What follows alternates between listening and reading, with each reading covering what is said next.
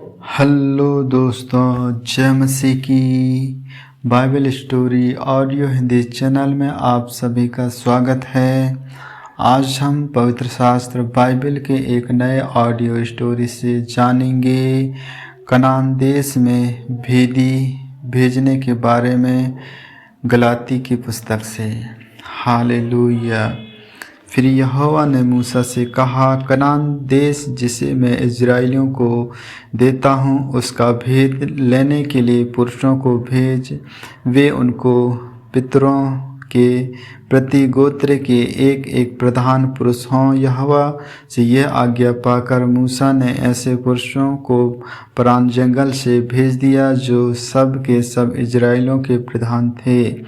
उनके नाम ये हैं, रूबेन के गोत्र में से जक्कूर का पुत्र सुमा, सिमोन के गोत्र में से होरी का पुत्र सपात, यहूदा के गोत्रों में से यूपेत्र का पुत्र कालेब, इस्साकार के पुत्र में से यूसुफ का पुत्र यगाल, एप्रैम के गोत्र में से नून का पुत्र होसे, बिन्यामीन के गोत्र में से रूप का पुत्र पतली, जबलून के गोत्र में से सोदी का पुत्र गिदियल, यूसुफ वंशियों में मनश्शेस के गोत्र में से यूसी का पुत्र गद्दी, दान के गोत्र में से गलमी का पुत्र अमियल, ओसेर के गोत्र में से मिकियल का पुत्र सूतेर, नप्ताली के गोत्र में से बोसी का पुत्र नाहूबी, गाद्र के गोत्र में से मकी का पुत्र गुएल। जिन पुरुषों को मूसा ने देश का भेद लेने के लिए भेजा था उनके नाम यही हैं।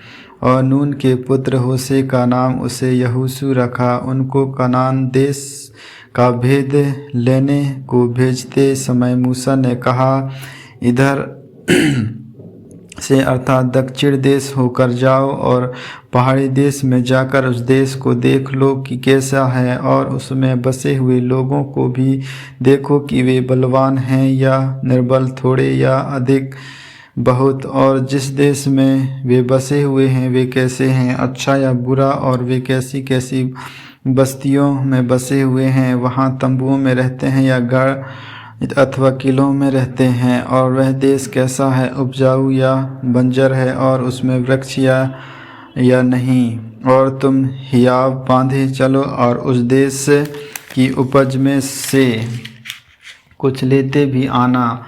वह समय पहली पकी दाखों का था, इसलिए वह चले दिए और सीन नामक जंगल से ले राहोब तक जो हमात के मार्ग में है, सारे देश को देखभाल कर उसका भेद लिया। वह दक्षिण देश होकर चले और हेब्रोन तक गए। वहाँ हमीमन, सेसेन और तलमेल नामक अनकंस वंशी रहते थे। हेब्रोन मिस्र के सोअन से 7 वर्ष पहले बसाया गया था। तब वे सकलोक नामक नाले तक गए और वहाँ से एक डाली दाखों के गुच्छे समेत तोड़ ली, और 2 मनुष्य उसे एक लाठी पर लटकाए हुए उठा ले चले गए, और वे अनारों और अंजीरों में से भी कुछ कुछ ले आए। इज़राइली वहाँ से दाखों का गुच्छा तोड़ ले आए थे। इस कारण उस स्थान का नाम एस्कोल नाला रखा गया। 40 दिन के बाद वे उस देश का भेद ले कर लौट आए और परांत जंगल के कादेश नामक स्थान में मूसा और हारून और इज़राइलियों की सारी मंडली के पास पहुँचे और सारी मंडली को संदेशा दिया और उस देश के फल उनको दिखाए। उन्होंने मूसा से यह कहकर वर्णन किया, जिस देश में तूने हमको भेजा था उसमें हम गए। उसमें सचमुच दूध और मधु की धाराएं बहती हैं और उसकी उपज में से यही है।